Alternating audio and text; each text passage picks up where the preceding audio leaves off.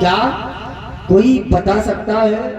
سروری سرکار کی سارا عالم کر رہا ہے، نوکری سرکار کی، اور آج بھی ملتی ہے سب کو روشنی اس نور سے، آج بھی ملتی ہے سب کو روشنی اس نور سے جو مدینے میں لگی ہے مرکری سرکار، مدینے میں لگی ہے مرکری سرکار کی۔ اب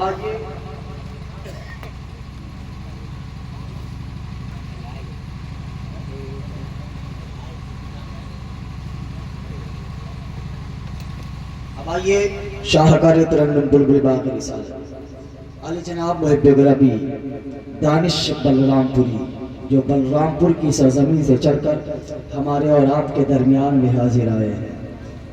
میں بڑی ہی محبت کے ساتھ حضور والا کی بارگاہ میں عریضہ پیش کروں گا کہ آپ مائک پر تشریف لائے، لیکن ان کے آنے سے قبل میں آپ حضرات کو یہ بات بتانا چاہتا ہوں کہ وہ بلرام پور کی سرزمین سے ہمارے گاؤں میں آئے، اور یہ ہمارا نصیبہ ہے کہ آج اللہ نے یہ موقع ہمیں میسر فرمایا کہ ان جیسے علماء، ان جیسے شعراء کے چہرے کے اللہ نے ہمیں زیارت سے مستفیض فرمایا۔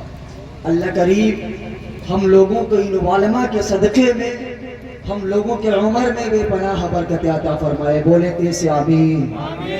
اور ان علماء کے صدقے میں اللہ کریم اس محفل کو اپنی بارگاہ میں قبول فرمائے۔ ان کے آنے سے قبل میں دیکھنا چاہتا ہوں ماشاءاللہ، اور سب سے بڑی خوشی کی بات تو یہی ہے کہ آپ کے گاؤں میں مدرسہ بن چکا ہے۔ اب اگر قائم ہو گیا تو وہ بن چکا، اور جس دن رب چاہے گا اس دن وہ مکمل تکمیل ہو جائے۔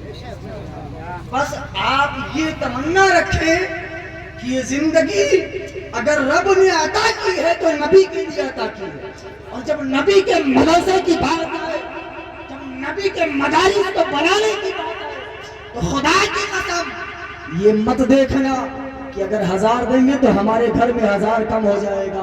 میں آپ کو واقعہ سناتا ہوں۔ اللہ کا بندہ تھا جس کا پیٹ نہیں بھرتا، تو حضرت موسیٰ کلیم اللہ تو وہ بندہ راستے میں ملا، تو بندے نے عرض کیا اے موسیٰ کلیم، میں نے سنا ہے تم اپنے رب سے باتیں کرتے ہو۔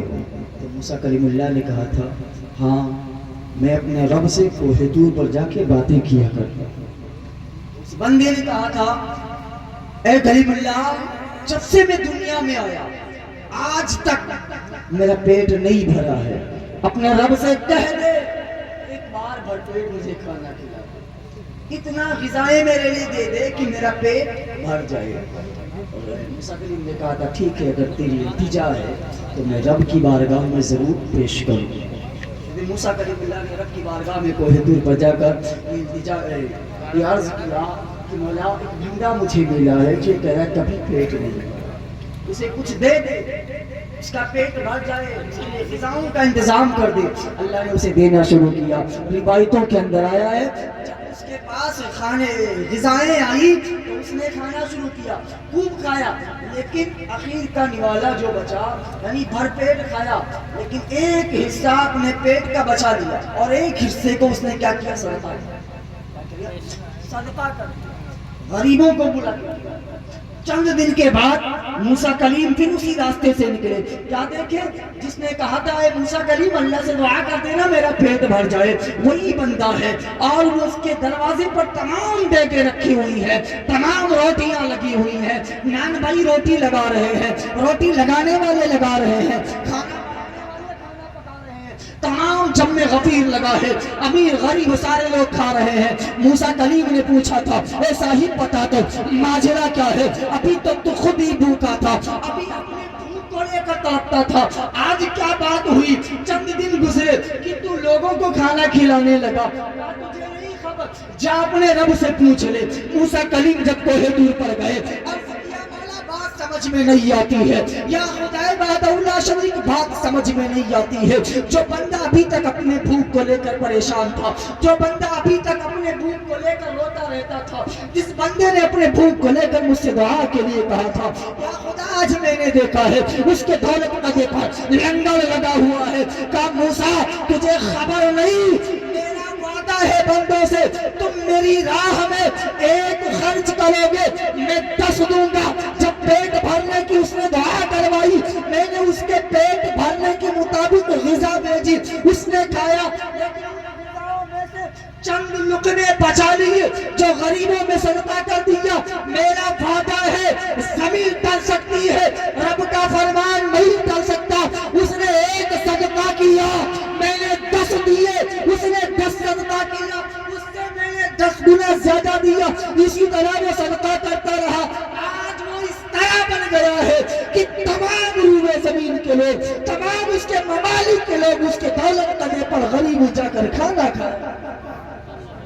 عزیزوں یہ رسول اللہ کا بدن سے، اور اللہ کہ حبیب سرکار دو عالم صلی اللہ تعالی وسلم ارشاد فرماتے ہیں کوئی مومن اس وقت تک نہیں ہو سکتا جب تک وہ اپنی مال، اپنی اولاد، اپنی جائیداد سے زیادہ مجھ سے پیار نہ کرے، اپنی جان سے زیادہ مجھ سے پیار نہ کرے، وہ اس وقت تک مومن نہیں ہے۔ عزیزوں مدرسہ بننے کی باری آئی ہے، اینٹ بھی کچھ لگی ہوئی ہے، تو آپ حضرات اس میں بڑھ چڑھ کر حصہ لیں، خوب بڑھ چڑھ کر حصہ لیں۔ بھی مولانا صاحب مدرسے کے اوپر تقریر کریں گے، ہمیں اتنا ٹائم ہے نہیں، اور میں کوئی خطیب بھی نہیں ہوں، نہ کوئی شاعر ہوں، اور نہ میں کوئی ناظم ہوں، بس یہ آپ لوگوں کی دعاؤں کا صلہ ہے اور یہ علماء کے قدموں کے صدقہ ہے کہ آپ حضرات کے سامنے کچھ لفظ کر رہے ہیں۔ اللہ کریم اگر ہم سے کوئی خطا بولنے میں ہوتی ہے تو اللہ کریم اسے معاف فرمائے، اور جو صحیح الفاظ نکلتے ہیں اللہ اس پر ہم کو اور آپ سب کو عمل کرنے کی توفیق و رفیق عطا فرمائے۔ آئیے بڑی تیزی کے ساتھ میں نعرے آنے والے شاعر کا استقبال، نعرے تکبیر، نعرے رسالت سے کریں، نعرے تکبیر۔ یہ آواز نہیں ہے۔ مجاز وقت کا موسم بدلنے لگتا ہے، مزاج وقت کا موسم بدلنے لگتا ہے، اندھیرا کاٹ کے سورج نکلنے لگتا ہے۔ مزاج وقت کا موسم بدلنے لگتا ہے، اندھیرا کاٹ کے سورج نکلنے لگتا ہے۔